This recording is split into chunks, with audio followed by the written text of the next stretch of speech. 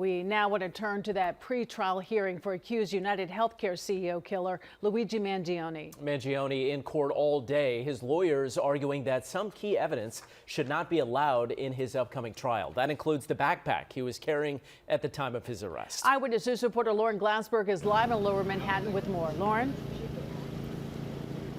Well, the defense is expected to call as many as 24 witnesses over the next several days in the hopes of suppressing some of the key evidence in this case. Today, the 911 call was played, some surveillance video was shown, and a number of people did testify, including a correction officer from Pennsylvania where Luigi Mangione was first taken into custody. That correction officer says that Mangione told him he wanted to make a statement to the public. 27-year-old Luigi Mangione wore a sport jacket and check shirt instead of the jail-issued jumpsuit as he sat in court today. Mangione is charged with killing United Healthcare CEO Brian Thompson almost a year ago in Midtown. Mangione was arrested 5 days later at a McDonald's in Altoona, Pennsylvania. Today, prosecutors played the 911 call made by the McDonald's manager who said some customers thought another customer was the CEO killer. The dispatcher asked the manager to describe his face, which was covered with a surgical mask. She says the only thing you can see are his eyebrows. And video of police showing up at the McDonald's was also played. Mangione's attorneys argue that police didn't have a warrant to search his backpack and that Mangione hadn't been read his rights before police began asking him questions.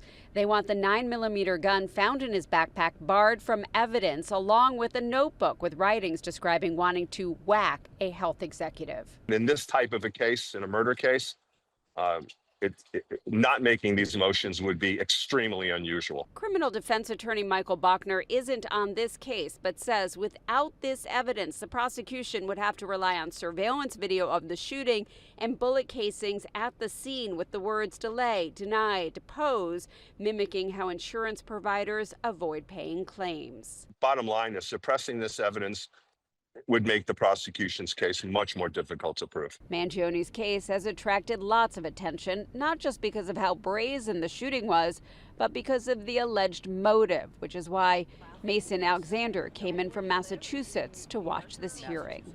With it now, there's renewed discussion about the healthcare system, and it put a lot of needed attention back on it and got people talking again. Now, Mangione is Ivy educated. He grew up in a wealthy family from Maryland. That's another reason why this case has garnered so much attention. Now, Mangione is facing life in prison on the state charges. He's facing the death penalty on the federal charges. But this hearing taking place in Lower Manhattan is strictly about the state's case. We're live in Lower Manhattan. Lauren Glassberg, Channel 7 Eyewitness News.